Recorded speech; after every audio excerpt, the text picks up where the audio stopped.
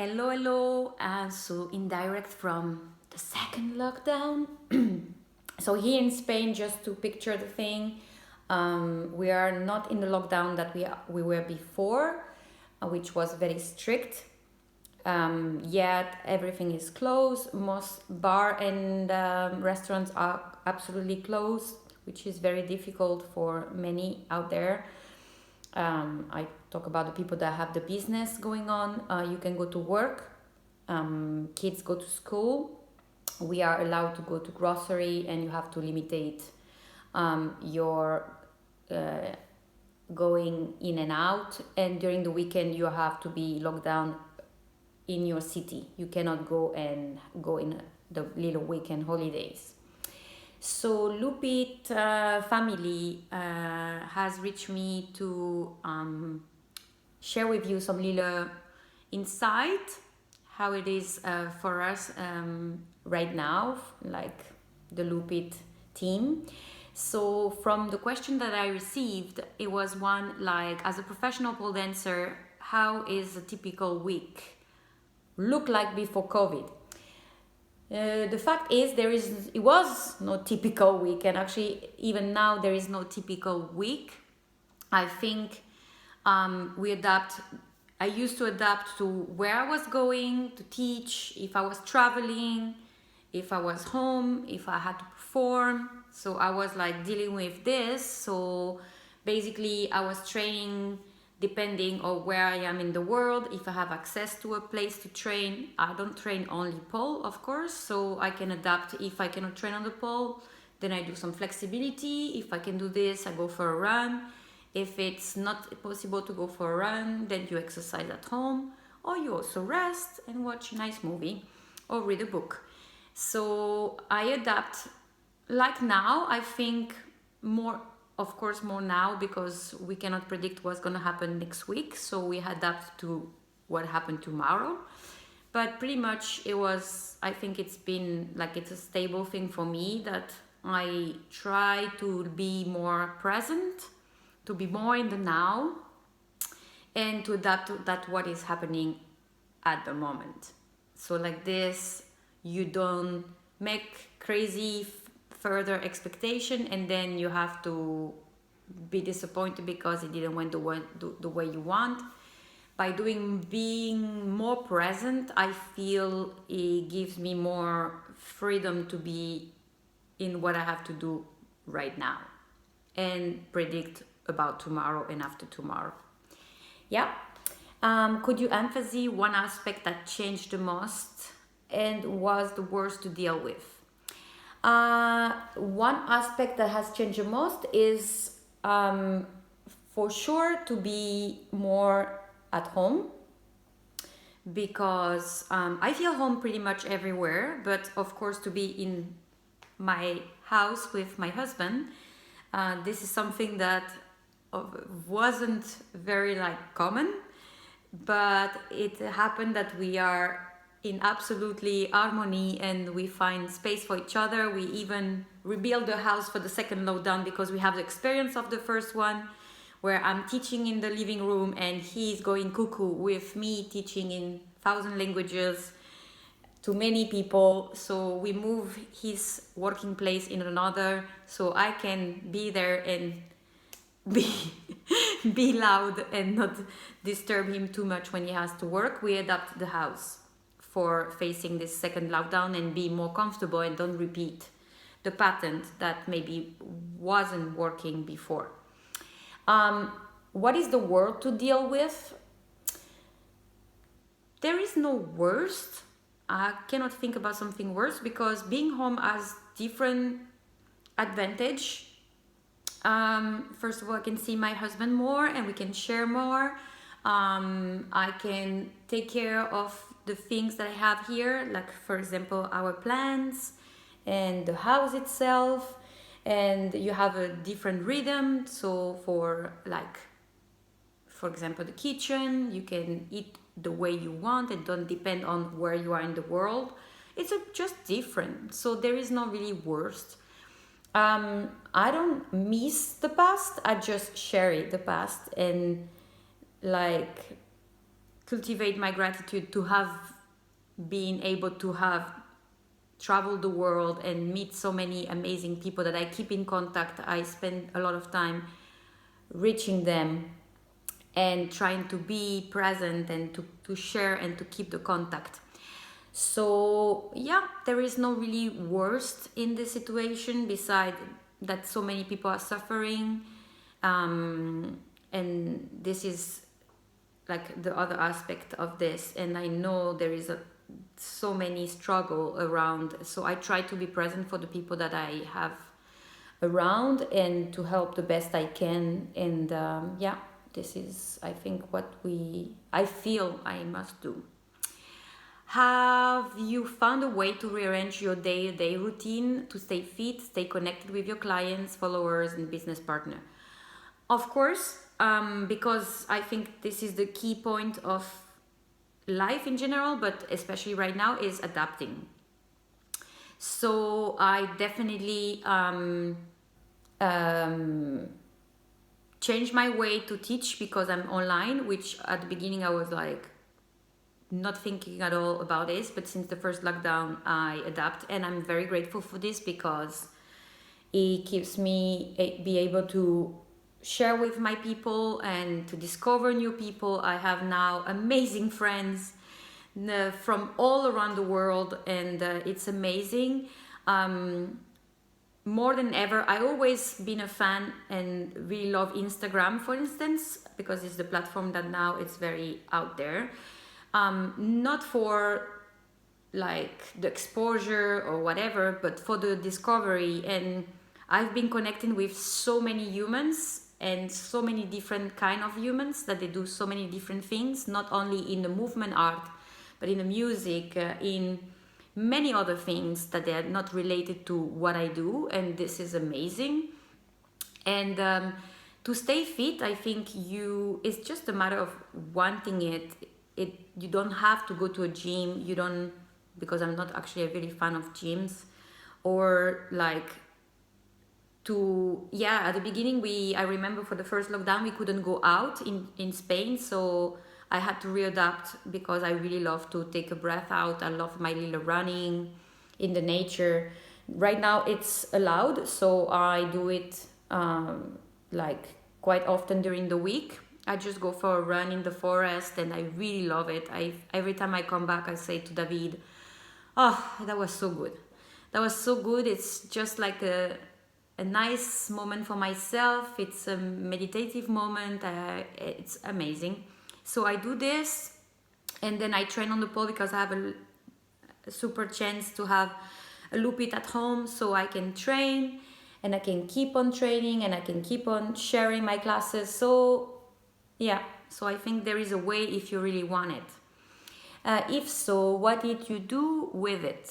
What did I do with the rearrangement? I try to get the best out of it and to do the things that makes me happy. So yeah, I more than ever, I listen my feelings, my envy, and what I just readapt from the first lockdown. I think it's more my schedule regarding classes. I try to not overbooked my schedule, to have a time and also energy to share with the people the next day.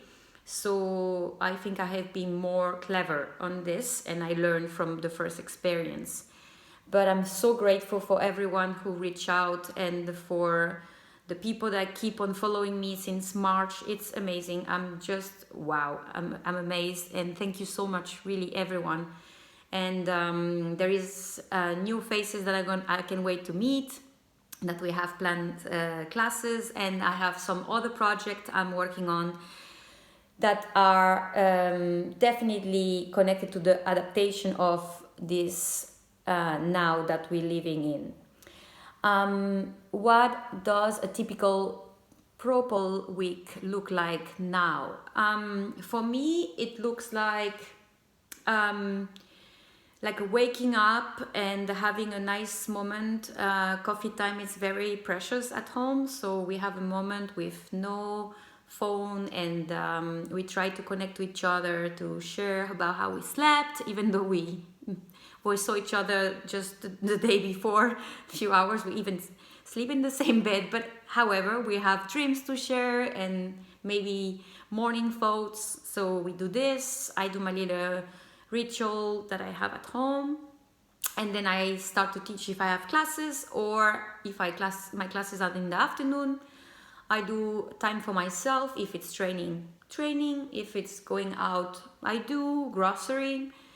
Basically, it looks like a day of any humans with a work that mine is pole dancing or flexibility or whatever you want to call it.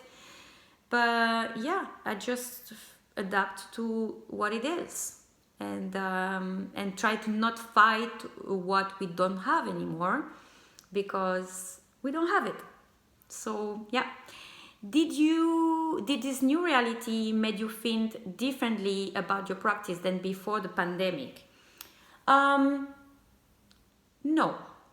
No, because in a personal level, I have started my journey to understand and to analyze and to observe before the pandemic. I think I didn't wait the pandemic to have an overview about where I am, what I vibrate for, and so no, it doesn't. I don't feel this now has changed or my way of thinking.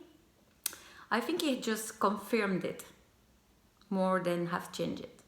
Yeah, it confirmed that the path I'm on fits me, and of course it's never granted, and I have to constantly work on it. But yeah, it confirmed what I'm or have been already working on. Yeah. Do you think it will affect the way you think about and or do pole dancing in the future? Well, of course, because I think the things that we knew before have changed, and we must accept it. And I think for myself, not accepting it is like kind of living in the past, and then you don't evolve. So of course, but I think every day affects the way you are, the way you move, so the way you pole dance, if we relate to pole dancing. So yeah, definitely, as every day passing by, this situation will affect who I am as a human and as a mover, for sure. Are there any positive effects that change brought?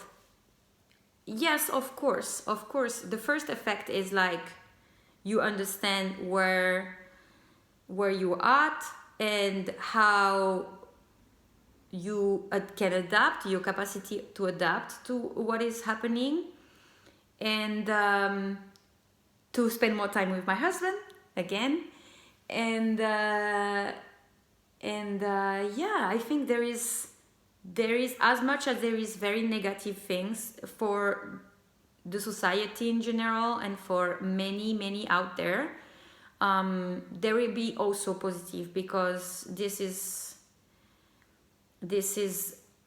something that is an absolute thing, that from when you think you are freezing and you're not going to be warm again, you will be warm again one day, because the sun goes down, but tomorrow the sun goes up again.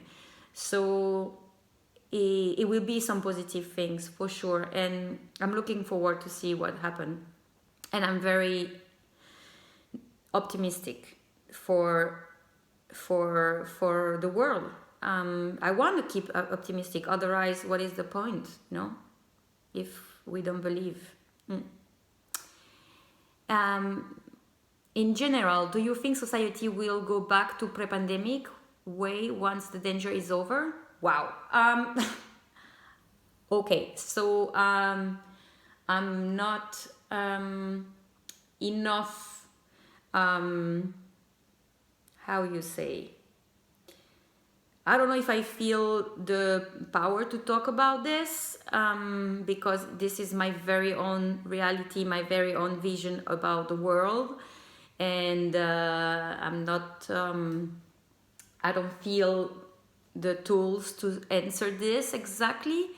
The thing is, I think we must understand is like, I think we shouldn't go back to what we were, because what we were was not working.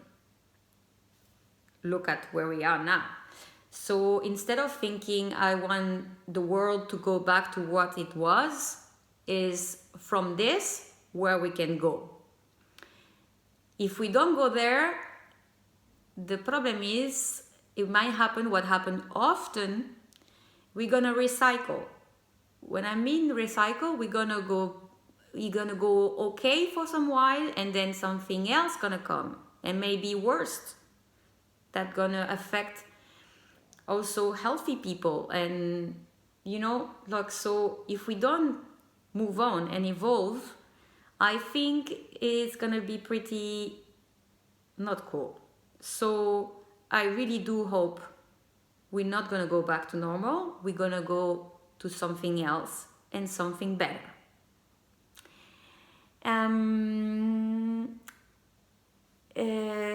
What I think the biggest change will be, Lord, I don't know. What I wish the bigger change will be, this is another point. I would wish the bigger change would be to have more empathy for one another, and less free